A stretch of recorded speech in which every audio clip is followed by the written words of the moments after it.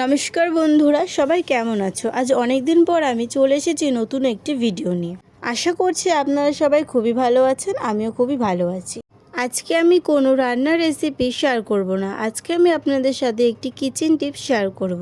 চলুন তাহলে বেশি দেরি না করে আজকের কিচেন টিপসটি শেয়ার করা যাক।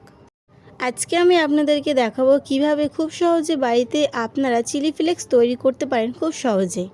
বাজারে সামান্য চিলি ফ্লেক্সের দাম প্রচুর পরিমাণে নিয়ে থাকে, তা আপনারা কিন্তু অল্প বাজেটে বাড়িতেই চিলি ফ্লেক্স তৈরি করতে পারেন। প্রথমে এখানে আমি বেশ কিছু পরিমাণে শুকনো লঙ্কা নিয়ে নিয়েছি। এরপর শুকনো লঙ্কাগুলোর বোটা আমি এখানে ছাড়িয়ে নেব।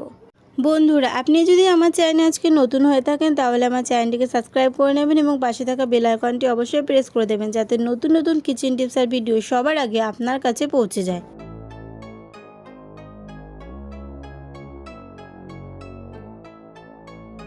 বোটাগুলো এখানে ছাড়িয়ে নেওয়া হয়ে গেছে।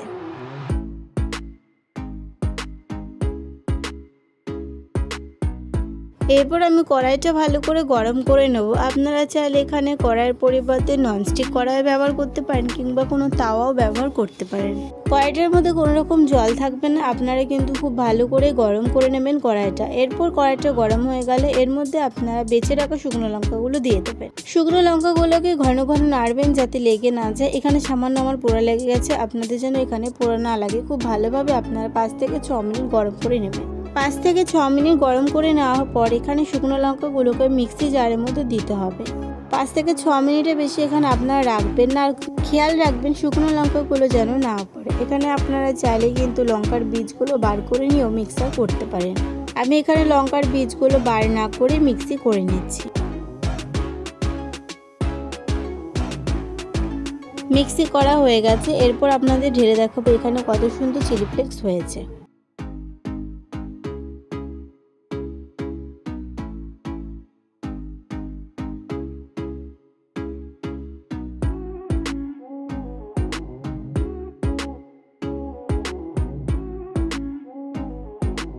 তৈরি হয়ে গেল বাড়িতে তৈরি চিলি ফ্লেক্স। আপনাদের যদি এই ভিডিওটি ভালো লেগে থাকে তাহলে আমার চ্যানেলটিকে সাবস্ক্রাইব করে ভিডিওতে একটি লাইক করবেন এবং পাশে থাকবেন।